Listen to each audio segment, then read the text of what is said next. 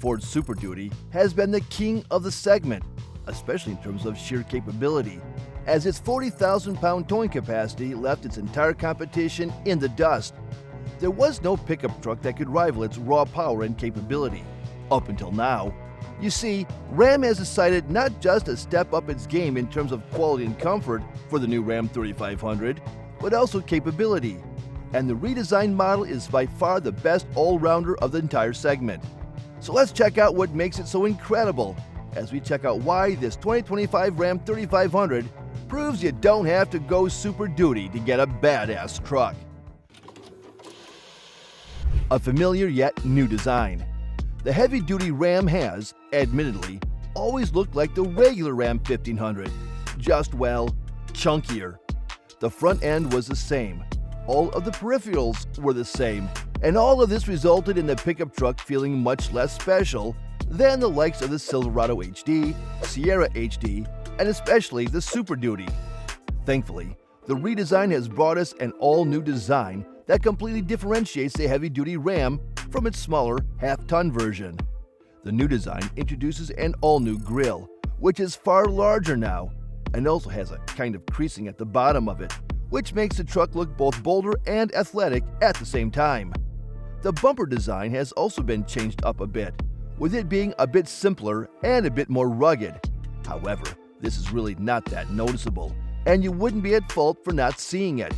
However, what is definitely noticeable are those all-new headlights, which just look, well, industrial, by all means.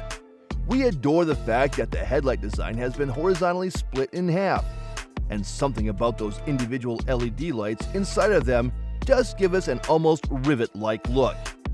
The hood has also been swapped out for a more aggressive tone, which is only amplified by that vent at the front, making it look like a real monster truck to those standing in front of it.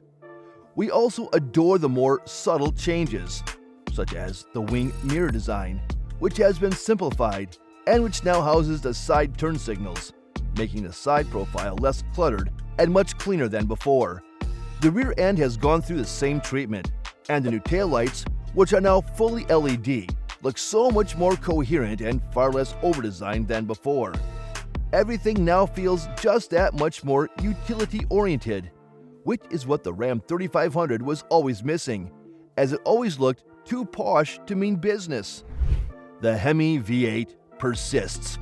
After a year of nervous nail-biting, wait, and suspense about the Hemi's V8 status, especially after it was discontinued on virtually all Dodge and Ram products, we're happy to announce that yes, the Hemi V8 is still alive. Ram had decided to keep the giant 6.4-liter V8 in use and will offer it as the standard powertrain on both the Ram 2500 and Ram 3500, albeit you'll be able to upgrade to the Cummins diesel very easily with the 3500, but more on the oil burner later.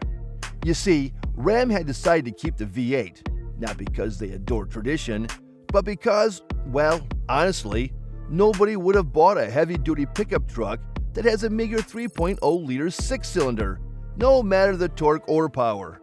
As a result, the 6.4-liter gets to see not another day, but another couple of years, as it will likely remain in service up until this generation is being produced. That said, it won't be getting any significant power increase, which is fine by us, as it was a perfect sweet spot between the 6.8-liter and 7.2-liter V8 used in the Ford Super Duty already. In fact, it can tow over 18,000 pounds max, which is pretty good for a gasoline engine, especially such a small one, and it ties it with the 6.8-liter V8 used in the Super Duty. That said, if you're looking for a more powerful engine, and the Cummins diesel wasn't enough of an upgrade for you with the pre-facelift model, don't worry, Ram's got you covered. The Cummins diesel gets an upgrade. The Cummins diesel has always been the pièce de résistance of the Ram lineup, and not only has it not changed for the worse with the new redesign, but it has gotten quite a bit better. You see, previously, you could get the Cummins 6.7-liter inline-six diesel in two configurations, the standard output and the high output version. Well, with the new model, the old standard output model is going to a well-deserved retirement, as it was simply not popular enough with buyers, especially because they had to pay a premium for it anyway. So most people just went with the stronger one. As a result, Ram decided to ditch the weaker variation in favor of the high output. And even though this is technically the same version, the engine has also been improved too, as the high output now produces an even higher output than before. Namely, the new diesel has 440 horsepower and over 1,100 pound-feet of torque, which is quite a bit more than what the old high output used to have. It's now equipped with ZF's Powertrain 8-speed automatic instead of the 6-speed AZIN, which allows for better torque and power delivery, as well as smoother shifts. This gearbox change will also improve reliability of the truck, which is something that Ram desperately needed with its current reputation. As a result, the Ram 3500 will now be able to tow around 40,000 pounds, which is around 23,000 pounds more than the previous version, and is identical to the F450 Super Duty. This was a two birds with one stone kind of situation, as this way Ram rid itself from those owners that don't need a diesel, while also giving a treat to those that actually needed the power of an oil burner to begin with. That said, the diesel will be a less prominent appearance from now on, as you'll have to pay quite the premium for it for most all Ram 2500 trims and most 3500 trims, and the 6.4-liter will be the standard engine or the majority of the lineup. Class-leading interior quality.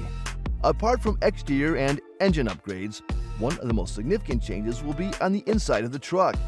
Most people that were interested in a Ram 3500 were very much drawn away from it due to the relatively dated interior. And we're not throwing shade at the quality levels of the old interior, but the fact that it felt older than the Silverado HD, the heavy-duty GMC Sierra, and the Super Duty was a serious drawback. Well, with the new model year, you can say goodbye to this issue, as the interior has been drastically refreshed. You can say goodbye to that terrible 5.0-inch infotainment screen, which was available as standard, and welcome the new and improved 8.4-inch unit. The middle-of-the-road screen will now be the 12.3-inch, meaning that even those not-so-well-equipped models will have a much better infotainment option, drastically lessening the overall feeling of datedness that was present before.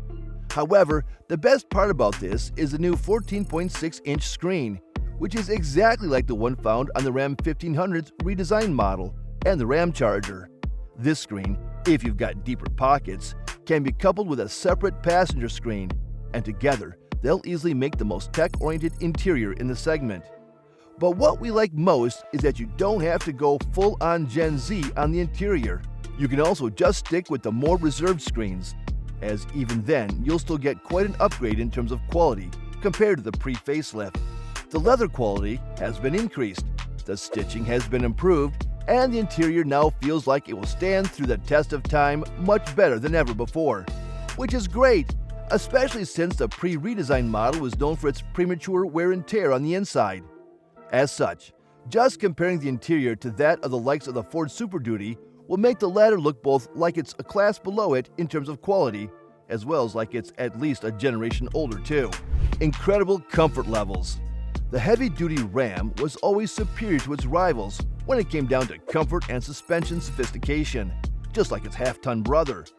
Well, we're happy to announce that nothing has changed with the new model, and it will be as comfortable as ever, if not more, thanks to the improved interior.